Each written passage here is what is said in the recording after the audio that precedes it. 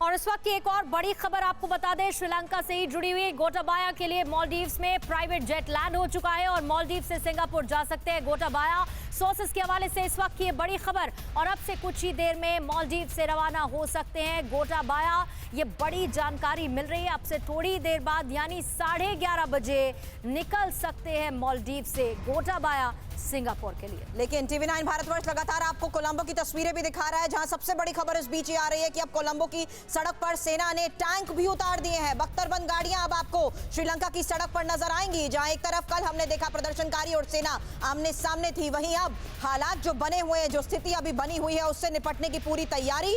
और अब कोलंबो की सड़कों पर टैंक भी नजर आ रहे हैं। तो जिस तरीके से राजनीतिक अराजकता के बीच लोगों का विरोध लगातार जारी है, वहीं अब फिलहाल ये तस्वीरें सामने आ रही हैं कि सड़क पर भी जगह जगह सेना की तैनाती हो चुकी है। और तैनाती जिस तरीके के प्रदर्शन के बाद कल जो हालात थे, पीएम हाउस और संसद के घेराव के बाद की स्थिति से निपटने के लिए अब सड़क पर सेना के ये टैंक भी आ गए हैं। तो सेना जब सर मोर्चा संभालती है तो ये भी एक स्ट्रैटेजिक मूव होता है, ताकि स्थिति को कंट्रोल करने के लिए हर एक्शन का रिएक्शन ना हो, उससे निपटा जाए। बिल्कुल, सेना को तभी उतारा जाता है जब इंटरनल स्टेबिलिटी सिचुएशन बहुत खराब हो जाए, और इंटरनल स्टेबिलिटी सिचुएशन को बेटर करने के लिए। लेकिन साथ साथ मैं यहाँ पे ये जरूर कहना चाहूँगा कि जब तक राजपक्षा गोतबाया राजपक्षा नहीं रिजाइन करते और जब तक उनके prime minister Ranil Wickremesinghe resign नहीं करते, इसका सॉल्यूशन आने वाला नहीं है। इन दोनों को रिजाइन करना पड़ेगा और स्पीकर को एक पार्लियामेंट, एक संसद सेशन के अंदर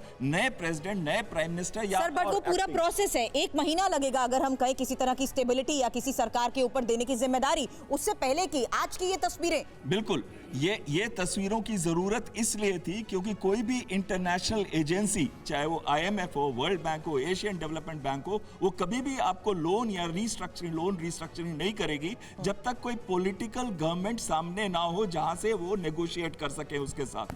तो वो हो नहीं रहा है। एक पॉलिटिकल सिस्टम को एस्टैब्लिश करने के लिए जरूरी है कि सड़कों से जो विरोध है उसको कम किया जाए। साहब, आप जिन बातों का जिक्र कर रहे हैं, SVP सिंह साहब बहुत देर से कुछ रिएक्ट करना चाह रहे हैं। इस तरह से टैंकों के जरिए क्या विरोध की आवाज को दबाया जा सकता है क्या?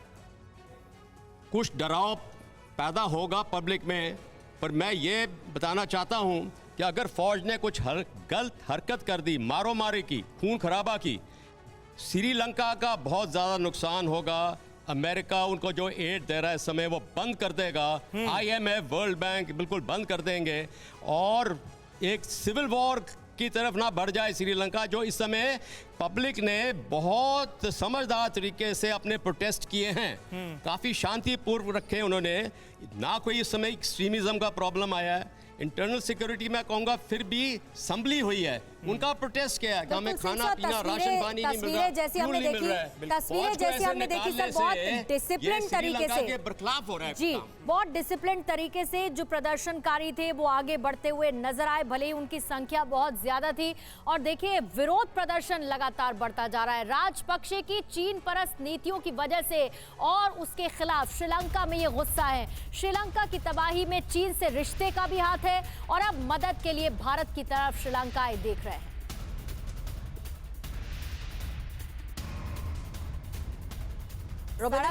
Sorry, come on Anjali, sorry Purnima. Colombo की सड़कों पर टैंक नजर आ रहे हैं। अशोक सजनार सर भी इस वक्त हमारे साथ मौजूद हैं। अशोक सर, आपको श्रीलंका क्राइसिस अभी किस तरीके से समझ में आ रहा है जब सड़कों पर इस वक्त टैंक नजर आ रहे हैं? सेना के रोल को सर आप कैसे समझ पा रहे हैं, क्योंकि विरोध की आग तेज है और शूट एट साइट के ऑर्डर भी दे दिए गए?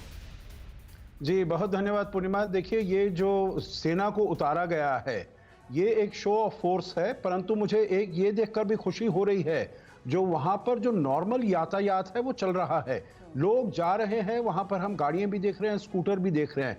मतलब ऐसा नहीं है जो वहाँ पर एकदम इमरजेंसी या कर्फ्यू लगा दिया गया है जो लोग बाहर नहीं निकल सकते हैं। तो ये एक तो शांति स्थापना करने के लिए मेरे विचार से ये बहुत अच्छा और ठीक कदम है। दूसरी बात, साथ साथ में ही इसके साथ एक पॉलिटिकल सॉल्यूशन की जरूरत है। ऐसा नहीं है जो केवल सेना को वहां पर उतार दिया, सेना के बल पर आप शांति स्थापित करें।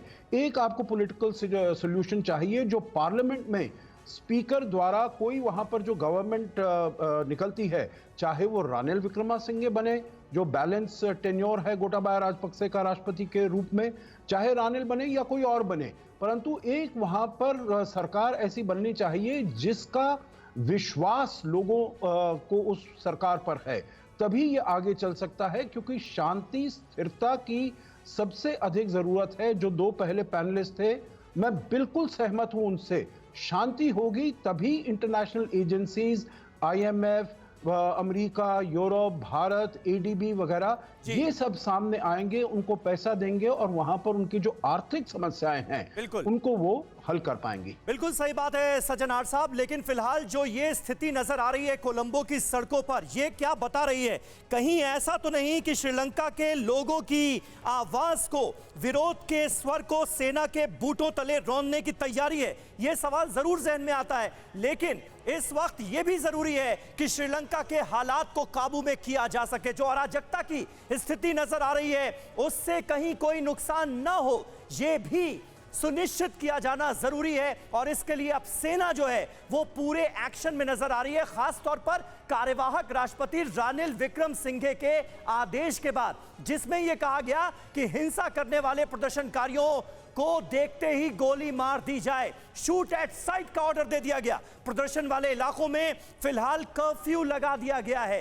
ये इस वक्त ताजा हालात हैं। सेना और पुलिस को खुली छूट दे दी गई है। प्रदर्शनकारियों को गोली मारने का ऑर्डर जारी कर दिया गया है। हालांकि इस ऑर्डर के सामने आने के बाद प्रदर्शनकारियों का गुस्सा और ज्यादा बढ़ता हुआ नजर आ रहा है। लोकतंत्र के लिए इस फासिस्ट खतरे को रोकना होगा, ये कह रहे हैं विक्रमसिंघे। यही बयान जो है ये सबसे ज्यादा लोगों का गुस्सा बढ़ा रहा है। हम सरकारी संपत्ति को बर्बाद होने नहीं दे सकते, ये कहा गया है विक्रमसिंघे की तरफ से। हालात पर काबू के लिए हर जरूरी कदम उठाएंगे, ये कहना है रानिल विक्रमसिंघे का, जिन्हें कार्यवाहक राष्ट्रपति फिलहाल बनाया गया है। गोटाबाया राजपक्षे ने अभी तक इस्तीफा नहीं दिया है।